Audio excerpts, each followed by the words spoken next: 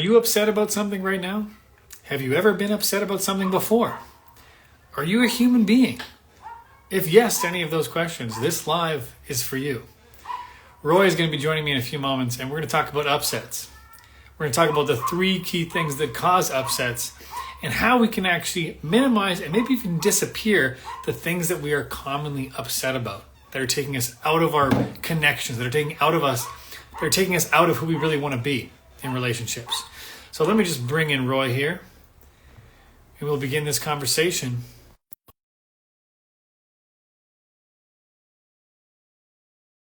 So did I start these lives? Some of you guys try to join the live. Is that because you want to do like an interview style thing? I haven't thought about doing that before, but I certainly could. Someone says, yes, I'm upset of a lot of things, including myself. Roy, we got people upset. What are we going to do? Oh, yeah, people upset, eh? Well, good morning, good evening, good afternoon, wherever you are in the world. Yeah. And what are we going to do about upsets? Yeah, that's the conversation for today. I started off the conversation by acknowledging that if you're a human being, you've been upset before. And if you are connecting with people, trying to connect with people, family, friends, colleagues, there's a lot of things that we could get upset about. And you're coming on here to share about the 3 things that cause those upsets so that maybe we can actually get out of ahead of them and keep them from running the show and taking us out of communication with people. Yeah, awesome. Well, upsets are neural pathways that are being highly reactivated. As we all have these neural pathways, and typically upsets are based in the past. And they're a reaction to something that is incomplete, from something that happened that's still lingering. So something from the past and a result of neural pathways. Like this is like a highway that I'm being forced onto the on-ramp of. And it occurs like we have no say over the upset. It does, doesn't it? Like we can all picture moments where we've been upset, and it's like I'm just stuck. I don't have an option here other than to be upset. Yeah, and I can't stop it. I don't know where it's coming from. It's like all of a sudden a rational person all of a sudden becomes a crazy person, just for lack of a better word. Yeah, well, we've got upset. Some people are already sharing. And by the way, go ahead, share in the comments. We'll try to get to some of the things you guys say. Sure. People talking about upset about their partner and the conversation they just had. Someone else saying upset about the climate. Someone else saying upset about political issues. There's plenty of things that we could get upset about. And what we're already starting to allude to is typically when we are upset in the way that we're talking about, it leaves us feeling like we don't have an option. Yeah, and no say in it. So let's break it down. So upsets are caused by 3 things. The first one is an unfulfilled expectation. Unfulfilled expectation. The second one is a thwarted intention. Thwarted intention, okay. And the third one is an undelivered communication. An undelivered communication. Okay, so that's a clear Those are formula. the 3 things. Let's break those things down one at a time here. So first one being an unfulfilled expectation. Unfulfilled expectation. So what does that look like? What does that mean? Well, what that looks like is, and again, typically, let's and we're in relationship coaches, so let's look at it in the context of relationships. So an unfulfilled expectation. So we often have unset expectations of our partners. Things that are simple, like they didn't make me a coffee this morning, or the garbage is still sitting by the door. Things like, I expect that person to take the garbage out on their way to work this morning. It's still sitting there. Often upsets are caused by very, very small things.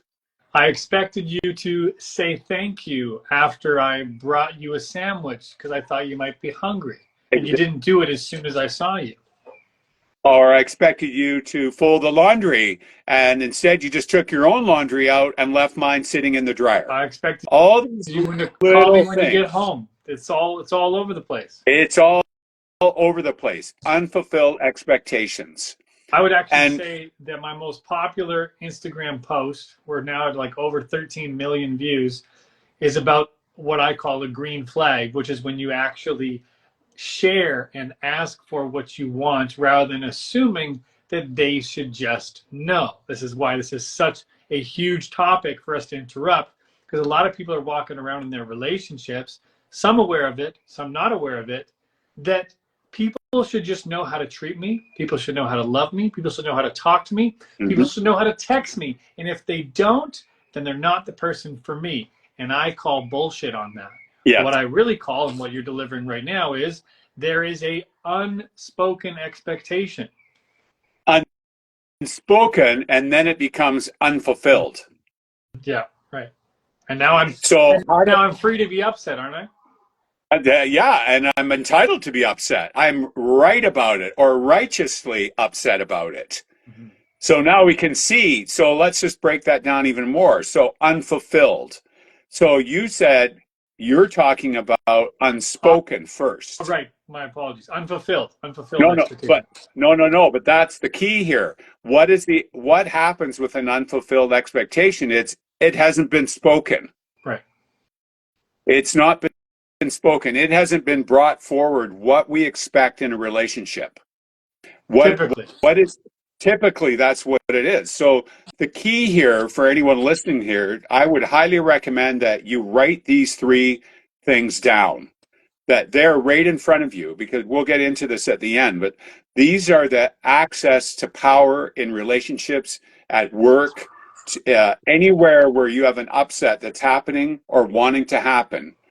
If you can get to be responsible for where you have an unfulfilled expectation with someone that's causing you an upset, it will literally disappear, because it's all over here with me. It's not over there with them. It's over here. So I am not responsible for my unfulfilled or unspoken expectation. So if you guys have watched Roy and myself do these lives before, you'll notice, or maybe you haven't noticed, that Roy drops some incredibly amazing gems that are so, Roy is so used to speaking like this that it probably goes over a lot of people's heads. And so I'm tasked with reiterating the incredible things that Roy says that you might have missed. One of those things he just said was, it's all over here with me. And that's something you and I talk a lot about in coaching and with each other. What do you mean when you say it's all over here with me? Well, over here, I live my life as I'm responsible for everything that occurs in front of me. If something's showing up, if someone's upset in front of me, it's not, they're just doing what they're doing. What was my part in it? What is there for me to be responsible for that may have caused that upset? So what do you say to someone who says, they caused my upset? It's over there with them. They are the ones that are reacting. They shouldn't be reacting the way they are. Right. Well, then we're reacting to their reaction. So in those types of situations, there's some more gold. We either can respond to a reaction or we can react to a reaction. That's a tough one to own. I mean, I look at my own life. That's one of the toughest ones for me to own, because I, many times in my life, have felt very justified in my reaction to their reaction.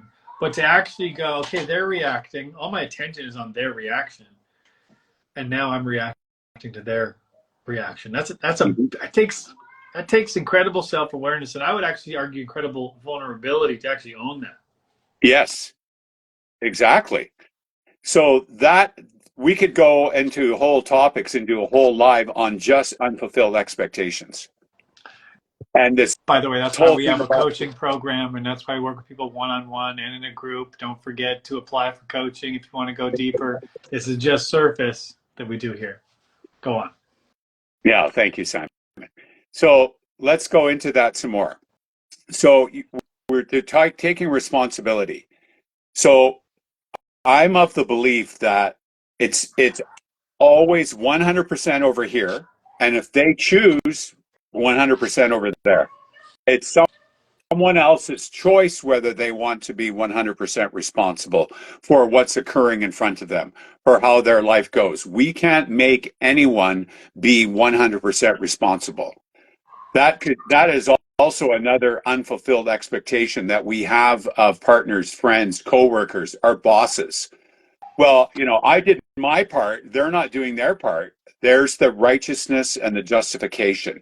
Hmm. The power comes from always being 100% responsible for my response or my reaction And and owning it. and by the way, we're not saying this like that's what you should do or you're supposed to do. We are standing for ourselves and everyone to be 100% responsible because that's where you have the most power and influence over your life, Hmm. over your relationships. Wherever I'm going, it's Roy's fault. It's your fault. It's my wife's fault. There's going to be a loss of power in there. There's going to be some victimhood in there that, by the way, might be justified. It just won't change anything. Yeah, and that's well said. I have a practice of I've eliminated that word out of my vocabulary. I don't use it in my speaking. Which one? Fault. Fault. A fault is a rift in the earth that where continents are separating. That's That's the what it only actually is. that's the only fault you know of, right? That's the only fault that I know of is tectonics, geo- Uh-huh. geology. Hmm. The rest of it is because the moment I say it's someone else's fault, I'm now giving up all responsibility in what just happened, and I'm justified in my reaction. You stay in where you are, essentially. Yeah, exactly. Well, and it gets compounded even more because now I'm on top of that is justification and righteousness. Hmm. So reeling this back in towards unfulfilled expectation. Is that part clear? Did you want to add anything to that? Yes, well, we can move into the next because again, we could stay Yeah, yeah. on an hour on unfulfilled Okay. So expectations. So so the an next part upset. of The the first the first cause that could be of an upset is an unfulfilled expectation. The second cause of an upset is a thwarted intention. a thwarted intention. And what does that mean? Well, a thwarted intention is now and again being 100% responsible. So I intend to do something, and all of us, and I thwart my own intention. I purposely and willfully do not do it. I put something in the way, make up an excuse. Something happens. I'm justified. Now I'm not going to actually fulfill on my intention. And then I actually get upset about what I was going to do. It's an integrity issue. I have an intention to do something. I let a circumstance dictate work that my intention is no longer I'm no longer able to do it, and then I get upset. So like I had an intention to be on time and I scheduled my day accordingly. And then when I was on my way back home, I decided to make a pit stop, an unscheduled pit stop that I knew probably would make me late, but I made it anyway. And I Uh-huh. ended up being late. Yeah, and now I'm upset I'm about upset that. at myself, Yeah, probably I'm like, upset. why did you do this again? Right? We all know that feeling. Why did Uh-huh. I know better. I know better than this, but I did that thing a millionth time. Or the barista was out of my favorite oat milk and had to go to the back, and now I'm off by 2 minutes. I was just running into my favorite coffee shop. Now I'm behind, and then now the traffic is something happened there. Now there's a car accident. Oh my God, the train just stopped. I'm now late. And I'm not prepared and I'm inadequate and I'm stupid and bring on the self-hatred. And then the why comes in. Why did I do that? Which is a useless question, by the way. Why? It causes nothing. And it's one of Could the ask. most common questions we get with Yeah. clients. We get that one a lot. Why am I like this? Why did they do that? Hmm. Why are people like this? It basically is you dig in your own grave when we ask that question. Because it'll get no matter what the answer is, you won't be satisfied. It won't leave you feeling empowered. Why did my mom not show up to any of my sports games growing up? Because she was working. Well, why was she working? Well, because she was trying to raise me by herself and give me a good life. Hmm. Yeah, but why didn't she find a better way to do that? Like, it just never ends, right? We just keep going No. on and on. Why did my ex break up with me? Because I was always late. But why wasn't she more understanding? Like, we just keep going on and on On and versus on. what? What happened? What am I creating from Hmm. here? What do I want to learn from this? What is there to take away? What's next? totally different direction and different experience by asking that question. Well, it has us again be 100% responsible in the inquiry of what just Bingo. happened here. So the also a thwarted intention can be caused by someone else, like a project at work. This is a famous one, or a partner. You've got a really great idea for work to increase sales, and you've got this incredibly beautiful spreadsheet you put together on your own time, by the way, at home, and you take it into the office, and your manager says, "No, we're not doing that. We're not doing that. We don't have the resources. We don't have the people to do that. And besides, this is what I want you to do instead." Sure. Now your whole intention of expanding your company, going up the ladder of success in your business, it's now been thwarted by someone else. Right. Like you had this great idea and full of momentum and possibility, and someone declines that, and all of a sudden I've stopped my momentum. Stopped right dead in your tracks. It's a I think thwart. we can all relate to It that. causes huge upsets with people, and the upset is it ends up being, I have no power, I have no say in the matter. Right. That's the feeling of my voice. My voice is unimportant, not valued. Exactly, which then it's compounded because you could have had an unfulfilled expectation that you were actually going to be listened to. Right. Right. Because you're smart, your manager can actually listen to you with your job. So now it's the upset's compounded by two. And And I a actually, thwarted intention and an unfulfilled expectation. and I see that a lot in relationships where, maybe my intention is that my partner has a great time on this vacation. And I forgot to pack the one thing she asked me to. And Yeah. now I feel shitty and she's annoyed and I don't know what to do about it. Or in dating, I see someone I'm attracted to, I want to go up to them. I do, and it doesn't go the way I thought it would. And she doesn't want to go on a date with me. And now I'm questioning why ever talk to another woman in public ever again. Yeah.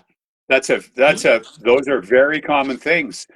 And which leads into the next one, which is undelivered communication. Undelivered communication. Now, that one sounds pretty obvious, but let's just elaborate on a little bit here so we make sure we nail it. Well, in your dating thing here, you go up to a woman and she thwarted your intention of asking her out. Well, an undelivered communication is you could ask her, was there something you said or did, or perhaps you're not her orientation and you didn't even take the time to find out or get in communication. Or the one that screams out to me is, I was just being inauthentic anyway. When in my approach, I wasn't being genuinely curious. I was so worried about how I was going to look that it came out all weird and awkward and strange versus actually just being genuinely interested in person, exploring a conversation, even like bringing up something with someone you love, a family member, a partner. And let's say you bring it up with an idea of how that whole conversation is going to go. And so you don't actually communicate your intention behind the conversation. Mm-hmm. Instead, you just jump right into it. Hey, why have you been mad at me for so long? It's like, where's this coming from? Versus, I've been feeling insecure about our relationship. I've been feeling maybe left out in some family gatherings. And I'm not here to blame you for it, but I am interested in what's going on. I feel like there's more going on. And I would like to find out because I want to reconnect. That's a totally different conversation. But completely takes way more vulnerability than, why are you mad at me? Or way more. Whatever other reaction to an upset that we've got. And it takes courage to deliver a communication.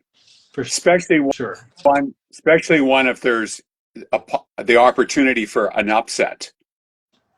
Right. See, now I'm also of the mind that upsets are not something to be avoided, because there's a lot of things transform in an upset. A lot of things come out. It's fine to be upset. It's when we're not responsible for our upset. and we're not at the source of it, what's actually causing it. Because if I'm in an upset, well, let me ask myself the question. I'm a human being. I have a right to be upset about some things that are what are called unworkable. Because Unworkable. it's unworkable, and I'm unwilling to go forward with this unworkable situation. So obviously I'm going to be upset. We're not robots. So we're not talking about denying or suppressing upsets here. No. We're talking about being at the source of the upset so that you can be responsible for it and disappear it. Yeah, so you're not hijacked by it like most of us You're are. not hijacked by it. You're not stuck with it for a week. I run into this where people are already saying, oh my God, I'm going to be upset for a week over something. Really? You're going to give an upset that much power to be, you're already determining you're going to be upset for a And week? I would argue it's much longer than that for a lot of people. It For a becomes lot part of of their people. identity. It does. Becomes part of their identity, and then the neural pathways get even more ingrained. They become like the Marianas Trench. And is this a question to engage into? Like, why does this matter? Why are we talking about this? Well, ask yourself how much time and energy you spend on being upset.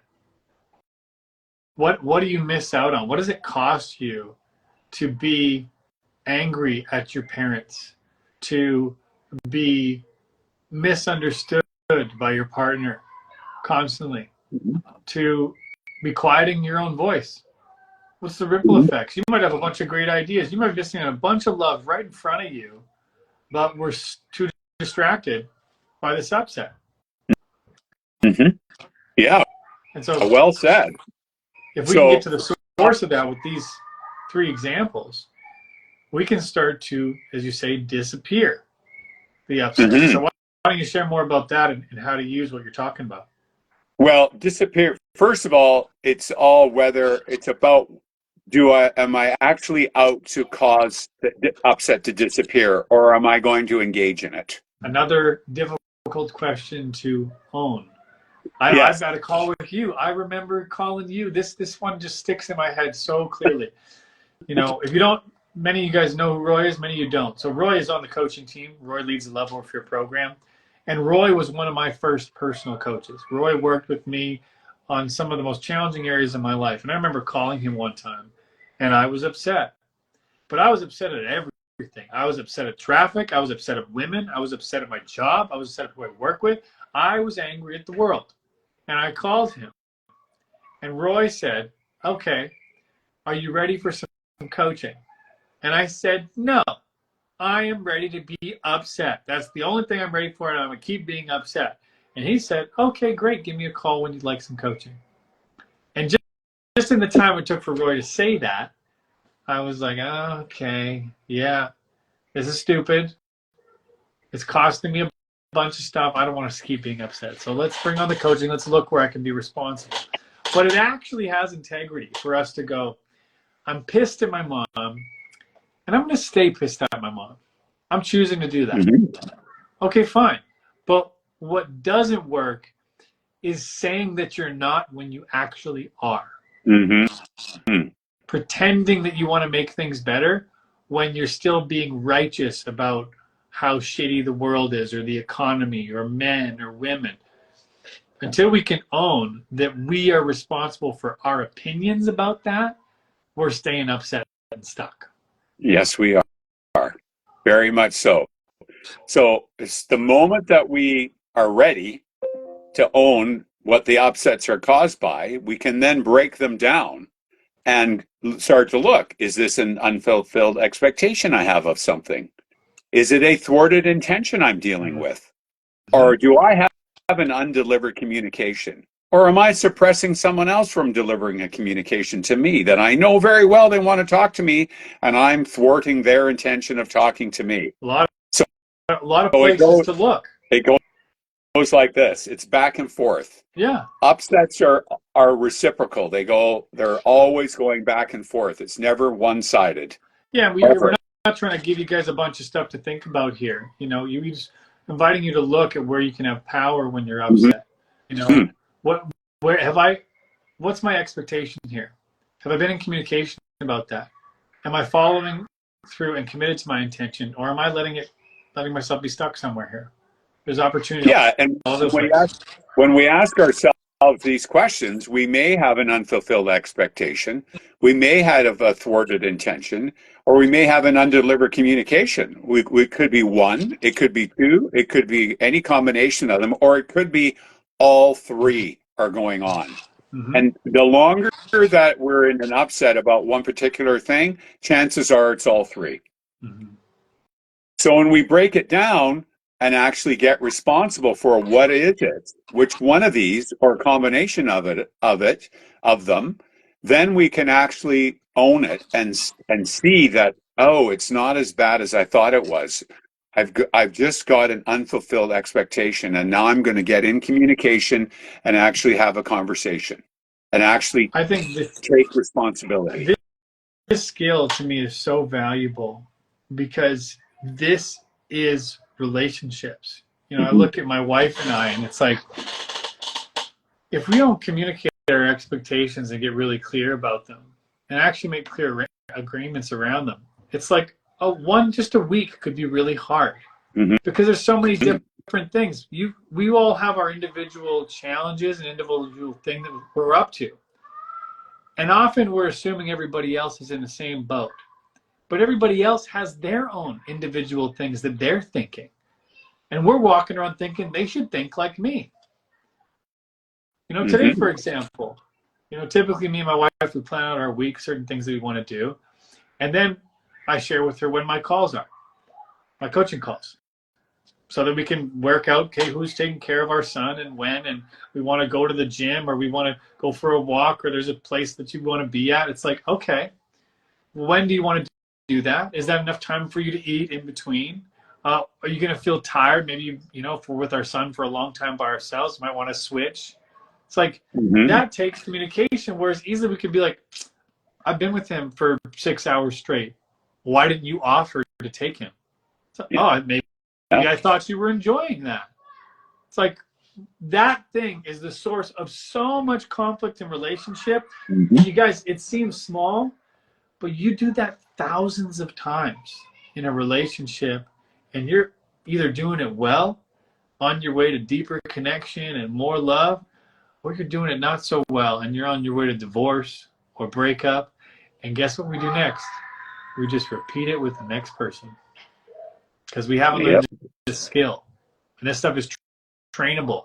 This is why we do coaching. This is why I coach the Love of Fear program and designed it. This is why Roy coaches the Love of Fear program, so that we can give you these skills. We can actually train you in them. And this one is one of my all-time favorites. It really has people literally stop in your tracks, ask yourself one of these three questions, and get responsible. And in the beginning, it's a little bit odd until you get used to it, and it happens in a nanosecond. Oh my God, I've got an unfulfilled expectation. Okay, what is it? Is it really an unfulfilled expectation, or is it an actual one? Because often when we start speaking of this and getting responsible, things start to disappear. They calm down. And that's an important point to bring up, that it feels weird at first. Most of the stuff that we coach people on seems like a muscle that you didn't even know you had. And then we're training you to go use that muscle. So it feels weak. And sometimes it works, and sometimes it doesn't work, and then you're wondering if it's possible to strengthen. It's like, that's actually a normal part of redesigning your life, your habits, your behaviors. So I think that's important. It's of compassion to remind everybody. It's like, as you're trying on new stuff in how you behave, how you operate, how you connect, it's going to feel kind of weird and off and unstable at first. That's normal. And I guarantee you that your life will alter and power is restored in your life. One gets to live a very fulfilled, loving life full of generosity and affinity from following these three things. Actually looking at what is there for me to be responsible for in my upset. And again, we're not asking people to not be upset. No. It's The opportunity to get responsible for the cause of your upset will give you power. So what do you want to leave people with? Any homework for people, or any nuggets you want to make sure you leave people with Yeah, before we hop off? well, write these down. I'll say them one more time. Write them down, and then start to operate from them. Start to look, inquire into them. That's the homework, is to inquire into it. What is it for you? What's it? What's one of your unfulfilled expectations? Number one. Number two, what's a thwarted intention that you have, or you caused, or someone else caused? Mm-hmm. And what's an undelivered communication that you have, or that you're suppressing someone else from having? And I bet you we all can look and find something just by asking those questions. Yes. And then go to work on disappearing the upset. Intentionally go to work on it, taking full responsibility for that. And Yeah. then, Owning where you didn't communicate an expectation, looking at your level of commitment towards an intention, being in communication where it was missing. Mhm. And then look to see how love and affinity gets created and how it expands around you. Mm-hmm. Hell yeah. That's my request. Awesome. So thank you guys so much for joining. I'll put the details below on how you can work with Roy one-on-one and participate in the Love of Fear program. This is really an opportunity for you to look. That's what we're doing all these lives for you to look at things in a new way, to open yourself up to a new perspective. Because if you're open to that, well, now we can create a new possibility. If we create a new possibility, we can create new beliefs and a new way of life, new kinds of connections, which in my opinion is the most exciting part about life. I don't think any of us are here to just repeat the same shit we've been repeating and then die. Sounds pretty lame. So we Yep. hope this opens you up to something, and we acknowledge you for being open, for being someone who's watching this page. Clearly, you care about your relationships, and you want to be Clearly. a great partner, lover, friend, whatever it is, and that's an important thing. So we acknowledge you for taking this journey. See you later. Love you, Simon. Love you too. Bye. Bye.